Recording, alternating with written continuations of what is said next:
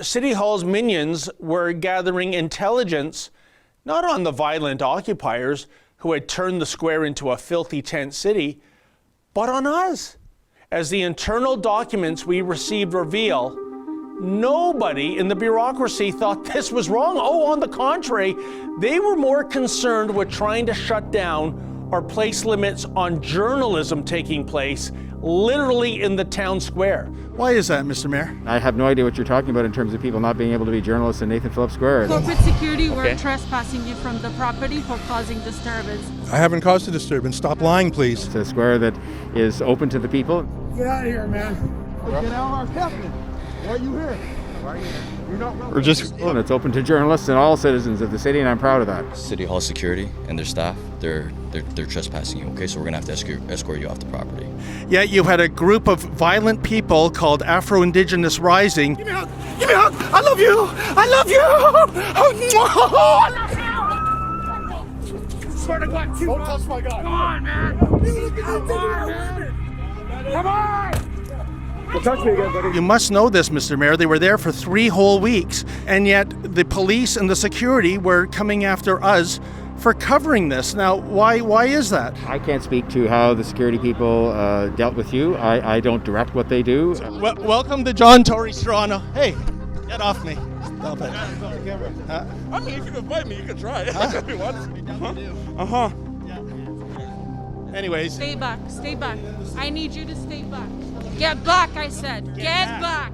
Oh, I thought You were told to stay back repeatedly. We have a person with a so-called David Menzies is the on name. his back and is trying to move the barricades. Unlike you, who wants to sort of foment confrontation, the people left the square peacefully that were there for a period of time. But check out this report by City Hall security guard Adrian Munoz.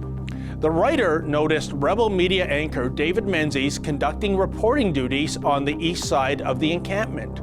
Shortly, protesters from the Afro-Indigenous Rising Group decided to interrupt David Menzies by physically intervening with his reporting session. They were engaged in a protest and they left and they went somewhere else. The Nathan Phillips Square occupiers, this is where they have recamped another public park, namely Dufferin Grove. To me, that is the way things are supposed to work in the country, where people can protest and then they can eventually leave public property. And that's what happened. And I can't speak to what happened to you because I'm totally unfamiliar with it. They literally deem our brief visit to the square as being an illicit incursion onto public property, all the while constantly referring to the squatters camp, which was violating 11 sections of the Trespass Act, as a so-called peaceful protest. But I certainly can't accept your characterization of the people who were engaged in legitimate protest for a period of time in Nathan Phillips Square. Well, Mayor Tory, I can send you the video footage that we shot. We had over 1 million views of it. And then when they did leave, they illegally occupied Dufferin Grove Park for several weeks. Anyway, thank you. You must know about that, Mr. Mayor. Get out of here. Get out. Get out. Get out of my face. You're walking Get into me. out of my face. You're walking Get into the me. out of my face. You're in my face. You're Excuse me? You know something, folks? There is indeed an epilogue. In the days ahead, we are going to file another Freedom of Information request.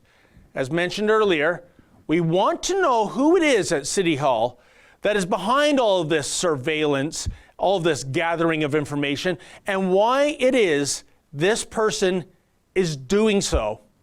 Stay tuned.